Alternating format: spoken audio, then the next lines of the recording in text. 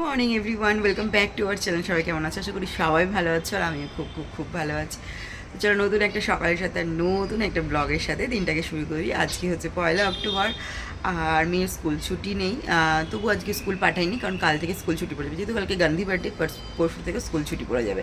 Exam কালকে খতম হয়ে গেছে আর এক্সাম নেই, তো সেই হচ্ছে ব্যাপার। তো সেই জন্য আর কি স্কুল ছুটি।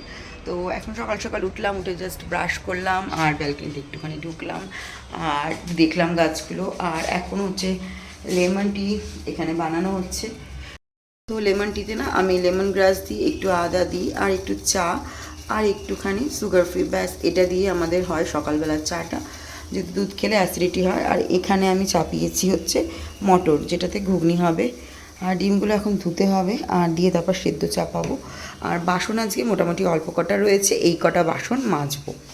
তো এই কটা বাসন মাজার আছে, কটা বাসন মাজবো, মাজলে আমার আজকে কাজ শেষ।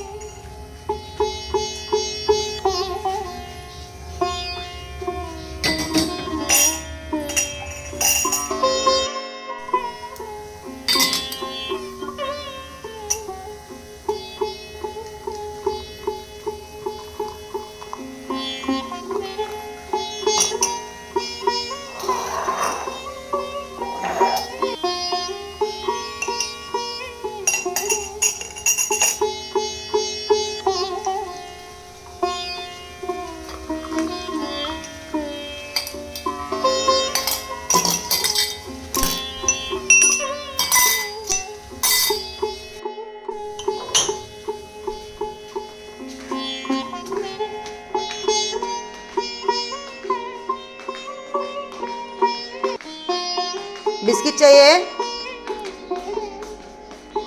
बिस्किट चाहिए? बिस्किट জাস্ট আমি স্নান করে উঠলাম আর যে সোফাটাকে এদিকে সরিয়েছি আর এখানে পরিষ্কার করবো বলে সমস্ত পর্দা আমি সরিয়ে নিয়েছি। পুরো একদম রোদ্দুরের ঝলকানি আসছে এখন। তো চলো ব্যাক ক্যামেরা। পরিমাণে এখানে বৃষ্টি হচ্ছিলো কদিন, আর এখন এত রোদ্দুর উঠেছে মানে বলার মতন না। পুরো দেখতে পাচ্ছ বিনা আলোতে এখানে কিন্তু এরকম। আর আজকে এটা ভালো করে মোছা হয়নি, জল জল করে প্রচুর ধুলো ছিল তো জল জল করে মোছা হয়েছে, যে কারণে এই ছোপ ছোপগুলোর মতন বোঝা যাচ্ছে। তো এটা ভালো করে একদম ফাইনালি মোছা হবে আর এগুলো সমস্ত কিছু গুছিয়ে একটু গুছানো হবে। আর এই যে একজন দোকানের অবস্থা এই অবস্থায় রয়েছে, এখানেও পর্দাগুলো সমস্ত খুলে দেওয়া হয়েছে। আর ঠাকুরের জায়গার ওই কাপড়টাও চেঞ্জ করব, কালকে কাস্টমার এসেছিলো তো সেই জন্য এগুলো একটু ঘাঁটা রয়েছে। তো এগুলো সমস্ত এই নাইটি টাইটিগুলো বেরিয়ে রয়েছে, নাইটি নিয়ে গেছে। আর এখানে শাড়িটার আমি ফলস এখনও বসাতে পারিনি, এই শাড়িটার বর্ডার আমার এখনও বসানো হয়নি, তো আজকে ভাবছি একটু বসিয়ে ফেলবো আর এদিকেও মোটামুটি কাজগুলো আমি করে ফেলবো। আজকে রোদ্দুর কিন্তু খুব সুন্দর উঠেছে এই যে। আর এই যে এখন আমি এতগুলো পর্দা এই যে ভিজিয়ে রেখে দিয়েছি, তো এইগুলো এখন কাঁচা হবে।